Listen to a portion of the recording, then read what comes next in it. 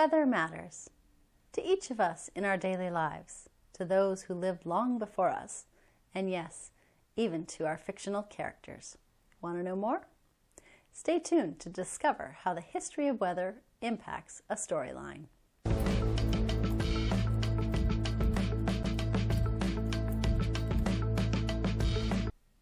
Hi, I'm Tanya E. Williams, author of historical women's fiction, including the Smith Family series, the Hotel Hamilton series, and more. I know I've wondered while reading a beloved historical fiction novel, and maybe you have too. Was it really raining that day? Let's chat about it. But first, don't forget to hit subscribe, and you'll be notified each week when I release new videos covering topics that shape a story idea into a novel readers will enjoy. When I wrote my first story, Becoming Mrs. Smith, I found myself at the corner of fiction and history with regard to the weather.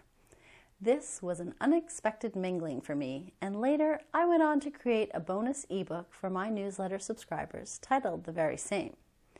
At the corner of fiction and history, the facts and follies that shape the stories is an ebook that is updated with every novel I publish, and you can grab your copy by subscribing to my twice-a-month newsletter at tanyaewilliams.com.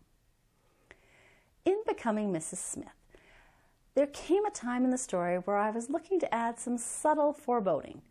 I wanted to give readers a cue that all was not necessarily going to be all right for our characters. What I discovered in my research was that on November 11th, 1940, which was consequently right in the middle of the story's timeline, there was a massive blizzard that took the upper Midwest by surprise. The story is set in South Dakota, and on that particular morning, the skies were blue and the sun was shining. Many businesses and schools were closed, so folks observing the holiday with picnics and the like showed up with light sweaters and happy dispositions. By noon, all that changed, as skies turned black, winds howled, and temperatures dropped dramatically. Across the region, many duck hunters were caught unaware. They were lost to drowning and freezing. Those fortunate to survive lost limbs to the plummeting temperatures, which was only made worse by the length of time it took for rescue crews to maneuver through the storm to reach them. Snowdrifts, 20 feet tall, buried cars while creating hard-packed banks of white walls that had to be pierced with long poles when it came time to search for survivors. Passenger trains were stranded and roadways were closed for days.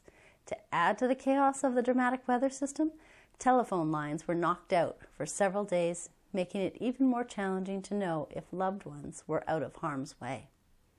Can you sense it? The tension, the fear, the uncertainty of what that day must have felt like to those living through it.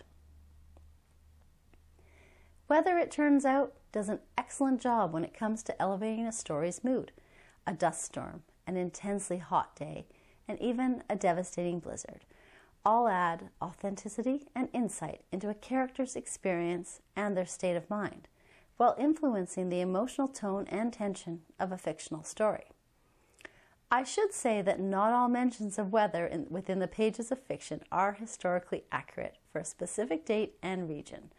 But for my stories, all mentions of weather are based on real events and human experiences. We've all felt the desire to be cozy in the middle of a rainstorm, or the want of a cool drink in a heat wave. Our characters are no different in that regard, and adding weather to a storyline provides them with another level of relatable humanity while giving the story another thread of reality. As a side note, the Armistice Day Blizzard is the reason weather forecasting changed to be a 24-hour forecast system, with decentralized reporting being established to provide more timely and accurate forecasts to local regions. It also spurred technological advancements in weather observation and forecasting. When it comes to weather in fiction, what's your favorite type of weather to be immersed in? Let me know in the comments. I hope you liked this video, and if you did, go ahead and give it a thumbs up and hit subscribe so YouTube knows this content was enjoyable. Thanks for watching, and happy reading! This episode of Author's Notes was recorded prior to the devastating floods in Texas and the wildfires raging across Canada. Our hearts go out to the communities and families affected by these disasters. For information and to donate in the U.S., please visit redcross.com. And in Canada, please visit redcross.ca.